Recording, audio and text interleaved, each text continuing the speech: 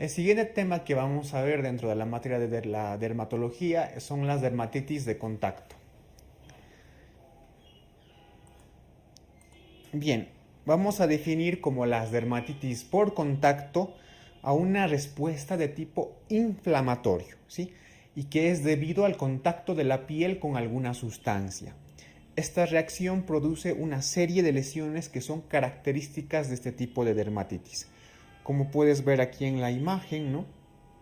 Una especie de liquenificación, pues esta es una lesión característica de la dermatitis por contacto.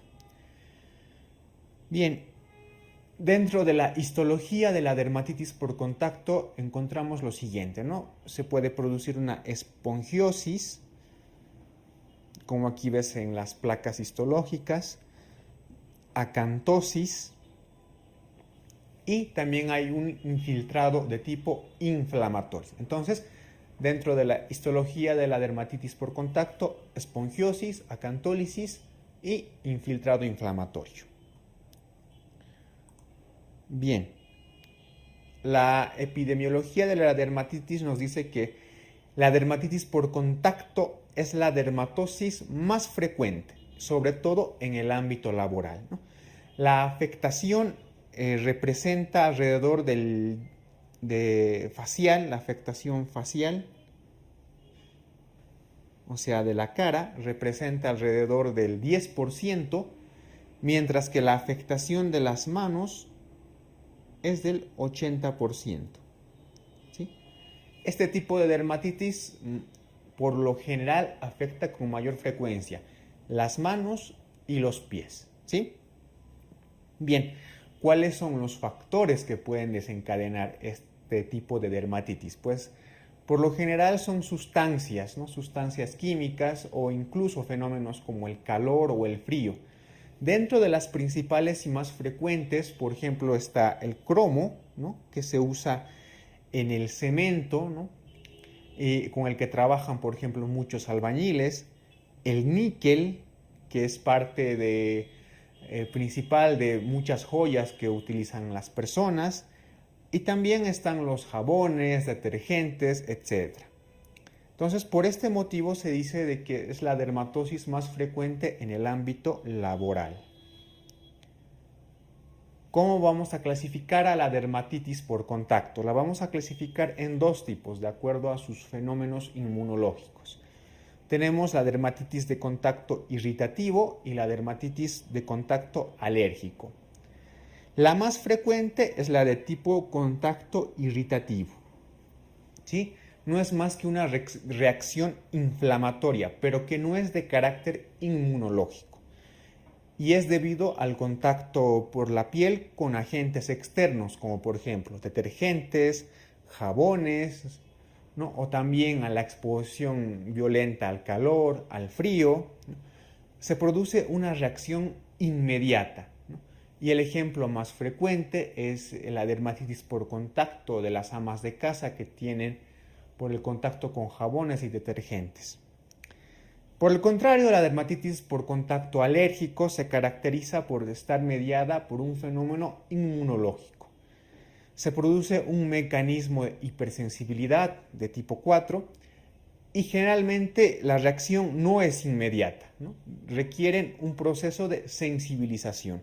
Es decir, al primer contacto no va a pasar nada. Recién al segundo contacto es donde se va a producir la dermatitis. Esto es clave porque es lo que le diferencia de la dermatitis por contacto irritativa.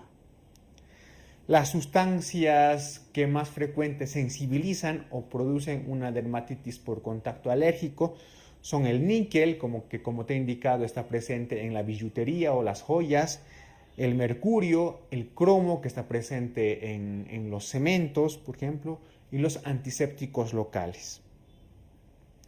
La clínica general de la dermatitis de contacto tiene una característica que es el prurito, o sea, el picor, el escozor, ¿no? Es la manifestación más frecuente de las dermatitis por contacto, el prurito. Pueden haber lesiones tanto agudas como crónicas, es decir, puede haber una dermatitis por contacto con lesiones agudas y una dermatitis por contacto por lesiones crónicas.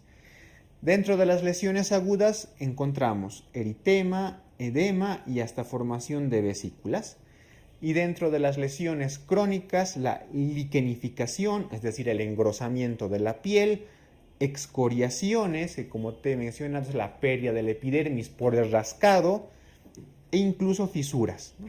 En las imágenes tú ves distintas fotografías, por ejemplo, la imagen de una lesión aquí en el cuello, probablemente por el uso de algún collar, por ejemplo el níquel, ¿no? Y la afectación de las manos. Te muestro la imagen de una liquenificación y en este otro lado de unas excoriaciones. Bien, ¿cómo realizamos el diagnóstico de la dermatitis por contacto? Generalmente nos basamos en la historia clínica.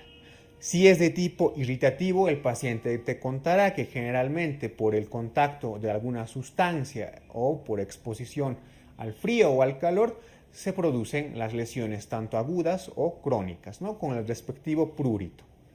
Sin embargo, para el de tipo alérgico podemos usar las pruebas epicutáneas o también los llamados patch tests. Como tú ves aquí en la diapositiva, ves en la imagen la aplicación de un patch test a un paciente en la espalda, ¿no? Y al lado de la imagen tú ves que se forman distintas lesiones, unas más claras, otras más oscuras, etc. Entonces, para valorar la dermatitis por contacto de tipo alérgico, pues se tiene que valorar evidentemente los distintos tamaños y las distintas lesiones. ¿Cómo realizamos el tratamiento? Pues evidentemente una vez que reconocemos el alérgeno o la sustancia que causa la irritación, esta se debe retirar de forma definitiva del contacto con la piel, ¿sí?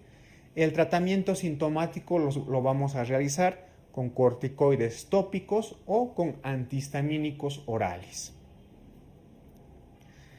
Las características diferenciales. Bien, esta diapositiva sí que es importante que te la aprendas, ya que muestra las características diferenciales entre una dermatitis por contacto irritativa versus una por contacto alérgico. Como te he mencionado, el mecanismo del tipo irritativo es no inmunológico, es más de tipo inflamatorio.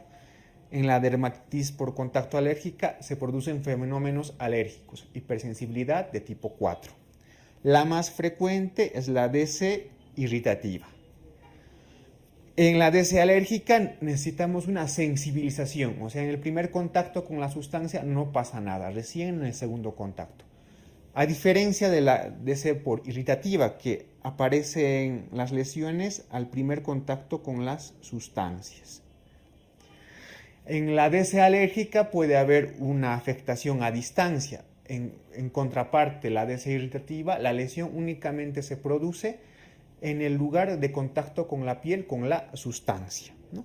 Las pruebas epicutáneas en la alérgica son generalmente positivas y en las de contacto irritativa pueden ser positivas o negativas, pero generalmente son negativas. Bien, eso es todo respecto de este tema. Es bastante sencillo y quiero que te quedes con principalmente los conceptos y con las características diferenciales de cada uno de los tipos de dermatitis por contacto.